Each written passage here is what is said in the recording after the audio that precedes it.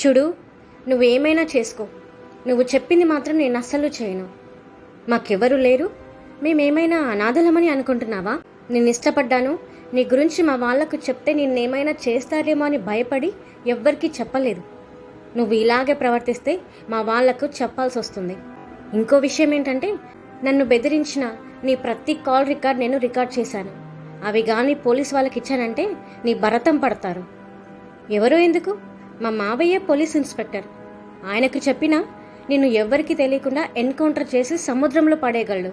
ఎందుకులే, ఇష్టపడ్డ వాళ్ళని అలా ఇబ్బంది పెట్టకూడదనే ఉద్దేశంతో ఇన్ని రోజులు నువ్వేం చేసినా ఊరుకున్నాను. నువ్వు మారతావని వెయిట్ చేశాను. ఇంకా నీ నుంచి నాకు ఒక్క ఫోన్ వచ్చినా నీ హిస్టరీ మొత్తం మా మావయ్య చేతిలో ఉంటుంది. పెట్టే ఫోన్. దేవా, నాకు ఇచ్చిన ధైర్యాన్ని బట్టి నీకు వందనాలు.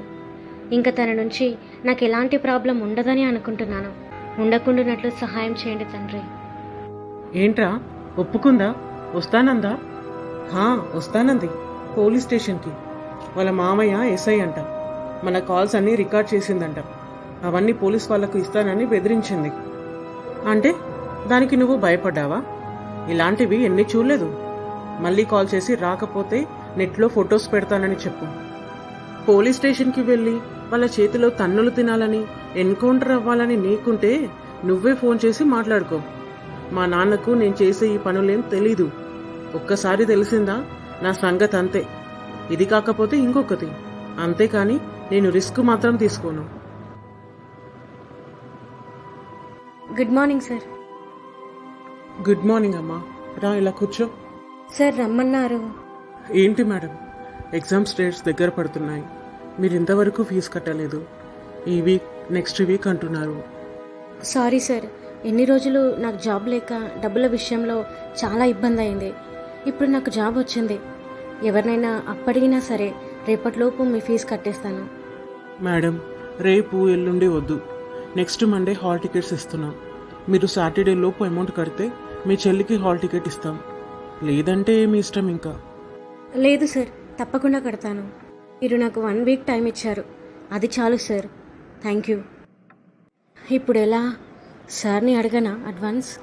వద్దొద్దు, జాయిన్ అయ్యి ఒక్కరోజు కూడా కాలేదు, అప్పుడే అడ్వాన్స్ అడిగితే చీప్గా ఉంటుంది.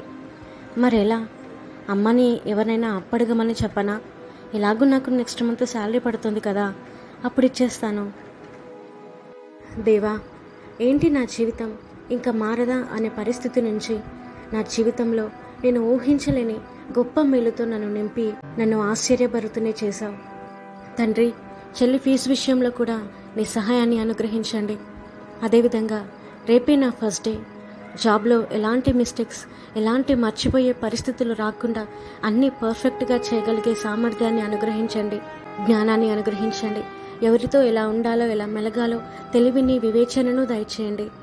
నా మాటల ద్వారా కానీ, చూపుల ద్వారా కానీ, చేష్టల ద్వారా కానీ ఎక్కడా కూడా నిన్ను అవమానపరిచే విధంగా, నీకు విరుద్ధంగా పనిచేయకున్నట్లు నీ తోడును, నీ కాపుదలను అనుగ్రహించండి. నేనున్న ప్రదేశం అంతా నీ సన్నిధి ప్రకాశంతో నింపండి. నన్ను చూస్తున్న వారిలో కానీ, నాతో మాట్లాడుతున్న వారిలో కానీ, నాతో పాటు పనిచేస్తున్న వారిలో కానీ నా పట్ల మంచి ఉద్దేశం, కనికరం, ప్రేమ మాత్రమే కలగాలి కానీ ద్వేషం, అసూయ కలగకుండానట్లు సహాయం చేయండి. అందరినీ సమానంగా చూసి అందరితో కలివిడిగా ఉండగలిగే మనస్తత్వాన్ని అనుగ్రహించండి. నేను ఎక్కడ ఉన్నా, ఎలాంటి స్థానంలో ఉన్నా కేవలం నిన్ను మహిమపరిచే విధంగా ఉండునట్లు నన్ను నడిపించమని యేసుక్రీస్తు నామములో ప్రార్థిస్తున్నాను తండ్రి. ఆమేన్.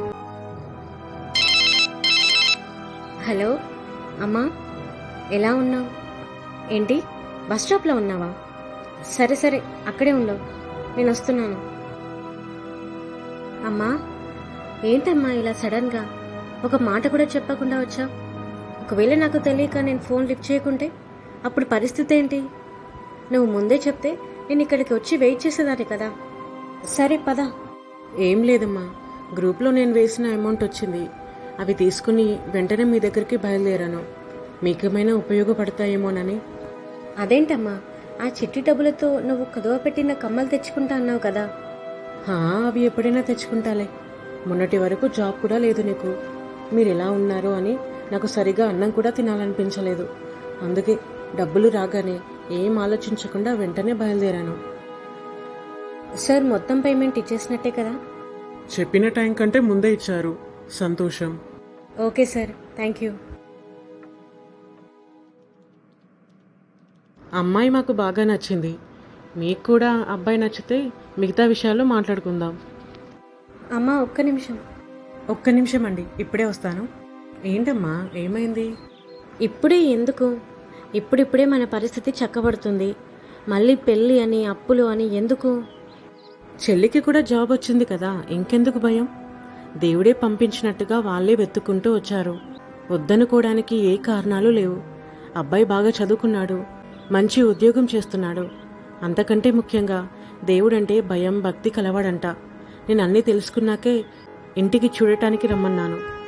నీకు అబ్బాయి నచ్చలేదా? లేదంటే చెప్పు, వద్దని చెప్తాను. లేదమ్మా, అబ్బాయి బాగానే ఉన్నాడు. ఇంకా మిగతా విషయాలన్నీ మేం చూసుకుంటాం. నువ్వేం ఆలోచించకు. ఇంతవరకు దేవుడు ముందుండి ఎలా నడిపించాడో ఇక ముందు కూడా అలాగే నడిపిస్తాడు. సరే అమ్మా, నీ ఇష్టం.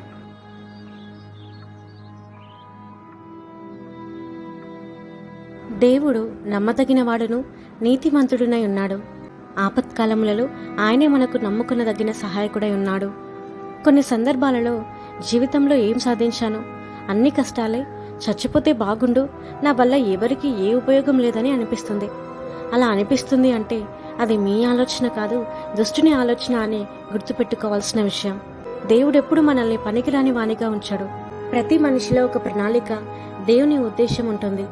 అదేంటి అని తెలుసుకున్నప్పుడు మన జీవితం అందంగా కనిపిస్తుంది. బ్రతకడానికి ఒక ఉద్దేశం తెలుస్తుంది. దేవుని ప్రణాళిక ఎలా తెలుసుకోవాలి అనంటే దేవునితో సహవాసం చేయాలి. అప్పుడు ఆయన మన పట్ల ఉంచిన ప్రణాళిక మనకు తెలుస్తుంది. చివరిగా ఒక మాట, పరిస్థితులు ఎలా ఉన్నా దేవుని మీద నమ్మకం ఉంచి ముందుకు వెళ్ళండి. సూసైడ్ అనే ఆలోచన వచ్చింది అంటే సాతాను రెచ్చగొడుతున్నాడు అని అర్థం. దేవుని మీద మీకు నమ్మకం లేదని అర్థం. వాడి మాట నువ్వు వింటున్నావంటే అక్కడ సాతాను చేతుల్లో దేవుణ్ణి ఓడిస్తున్నావని అర్థం. నీ బిడ్డ విషయంలో నువ్వు అనుకున్న ప్రణాళిక నేను నెరవేర్చబడనివ్వను అని సాతాను అంటే నెరవేర్చి తీరుతాను అని దేవుడు అంటాడు. దేవుని ప్రణాళిక మన జీవితంలో నెరవేర్చబడకుండానే సాతాను మాట విని తప్పుడు నిర్ణయం తీసుకున్నప్పుడు సాతాను చేతుల్లో దేవుడు ఓడిపోయినట్టే అవుతుంది. మనం దేవుణ్ణి గెలిపించే వారిగా, ఆయన్ని సంతోషపెట్టే వారిగా మాత్రమే ఉండాలి, కానీ ఆయన కళ్ళల్లో నీళ్లు తెప్పించే వారిగా మాత్రం ఉండకూడదు. అలా ఉండాలని కోరుకుంటూ ప్రైజ్ ది లార్డ్.